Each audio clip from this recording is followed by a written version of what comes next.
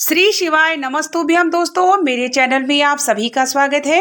तुलसी विवाह हम सभी एकादशी के दिन कर लिए हैं और जो भी नहीं किया होगा किसी कारणवश तो एकादशी से पूर्णिमा तक किसी भी दिन कर सकते हैं। जब भी हम तुलसी पूजन करते हैं तो चुनरी को चढ़ाते हैं और श्रृंगार को सामान को चढ़ाते हैं।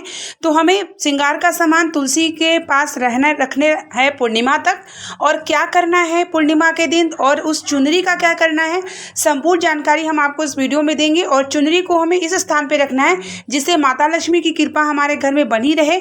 और जो भी श्रृंगार का सामान है हमें क्या करना है, कैसे करना है, ये भी जानकारी हम आपको पूरी देंगे। और जो भी आप श्रृंगार का सामान और चुनरी चढ़ाए हैं वो कब तक रखना है, तो संपूर्ण जानकारी प्राप्त करने के लिए वीडियो के अंत तक बने रहिए ताकि आप भी इसी प्रकार से करें और माता लक्ष्मी की कृपा जरूर प्राप्त हो। तुलसी विवाह एकादशी के दिन हम सभी प्रदोष काल में कर चुके हैं। श्रृंगार का सामान, चुनरी, अन्य चीजें हम सभी समर्पित किए हैं। फल जो है आप परिवार के जनों में खा सकते हैं, जो भी भोग लगाया है। श्रृंगार का सामान जो हम समर्पित करते हैं वो माता तुलसी के पास हम सभी को रखे रहना चाहिए। अगर तुलसी के गमले में नहीं रख सकते तो आप उनके आसपास ही रखें, और उसको आपको कब तक नहीं उठाना है, उसको आपको जो है पूर्णिमा तक नहीं हटाना है। और जो भी आप माता तुलसी को चुनरी लपेटते हैं, जैसे कि आप ये लाल चुनरी देख सकते हैं, तो एक ऊपर है एक गमले में है, और जो बीच की जो चुनरी है, जिस तरीके से मैंने आपको बताया था कि गमले में जो जड़ है उसको लपेटना है, उनको पहनाना है। तो ये जो चुनरी है आपको पूर्णिमा के दिन आपको करना ये है कि आपको पूर्णिमा के दिन आपको शाम के समय इसे हटाना होगा और अपनी आंचल में लेकर के इसको अपने धन के स्थान पर रखना होगा। और जो भी व्यक्ति धन के स्थान पर रखेगा उसे पूरे वर्ष आपको रखना है।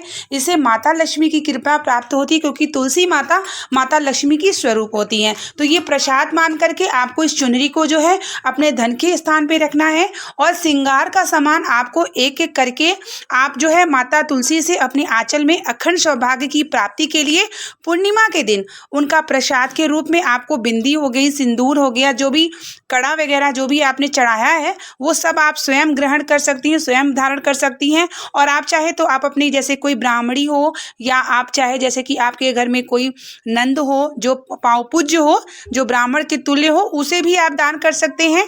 और अगर नहीं है कोई, आप दूर हैं, तो आप स्वयं माता तुलसी का जो है ये प्रसाद के रूप में जरूर आप ले सकते हैं इसको। लेकिन हाँ, एकादशी के तुरंत नहीं करना है, ये आपको रखना है 5 दिन तक, जैसे कि पूर्णिमा तक। और प्रतिदिन तुलसी माता को जो है एकादशी से जब आप विवाह कर लेते हैं तो आपको सिंदूर प्रतिदिन माता तुलसी को समर्पित करना है, और वही सिंदूर आपको अपने मस्तक पे भी लगाना है ताकि आपका अखंड सौभाग्य माता तुलसी बनाए रहे। तो इस तरीके से श्रृंगार का सामान आप चाहें तो अगर आपके आसपास ब्राह्मण हैं, ब्राह्मणी हैं, तो आप उनको भी दे सकते हैं। और आप चाहे तो आप स्वयं माता तुलसी का आशीर्वाद मान के अपने आंचल में लेके आप स्वयं भी उसे धारण करें, तो इससे माता तुलसी की कृपा प्राप्त होगी और आपका अखंड सौभाग्य माता तुलसी जो है बना के रखती हैं। तो ये जो है आपको पूर्णिमा के दिन करना है। पूर्णिमा 27 तारीख को है। तो जो भी लोग अगर मान लीजिए एकादशी के दिन नहीं पूजा विवाह कर पाए हैं तो आप द्वादशी या त्रयोदशी या चतुर्दशी के दिन विवाह करते हैं तो भी आपको पूर्णिमा के दिन ही एक कार्य करना है। तो चुनरी आप जरूर से अपने धन के स्थान पे रख लीजिएगा। और जो आपने शालिग्राम स्थापित किया था, जो चांदी के सिक्के में या जो भी सिक्के में मौली लपेट के, उसको भी अपने आंचल में लेके आपको हल्दी की कटोरी में रखना है, और उसके बाद आपको धन के स्थान पे रखना है। ये सब माता लक्ष्मी की कृपा प्राप्त होती है, माता लक्ष्मी की आपके घर में कमी नहीं होती है। ये शिव महापुराण के उपाय है, तो आप सभी जरूर करिएगा और माता लक्ष्मी की कृपा जरूर प्राप्त होती है। तो जो सिक्का है आपको धन के स्थान पे रखना है, चुनरी भी आपको धन के स्थान पे रखना है। श्रृंगार का सामान आप स्वयं भी धारण कर सकते हैं, या आप ब्राह्मणी को दे सकते हैं, या आप किसी अपने नंद को जैसे जो पाँव पूज्य है उसको भी दे सकते हैं। और अपने अखंड सौभाग्य के लिए माता तुलसी से रोज प्रतिदिन अपना आंचल फैला के जरूर अपने मन की कामना को समक्ष उनके रखिएगा और जरूर उनसे विनती करिएगा। और रोज दीपदान आप करते रहिएगा, विवाह के उपरांत भी आपको करना है। और सिंदूर जो है प्रतिदिन एकादशी की विवाह के बाद अब हम सिंदूर माता तुलसी को प्रतिदिन समर्पित कर सकते हैं। और तुलसी विवाह की जब हम पूर्णिमा के दिन विदाई करेंगे उसकी पूजा विधि भी मैं आपको डिटेल में शेयर करूंगी। तो इस तरीके से मैं आप लोगों को शेयर करी हूँ और यह कार्य आप लोग करना ना भूलिएगा। पूर्णिमा से पहले आपको कुछ भी नहीं हटाना है।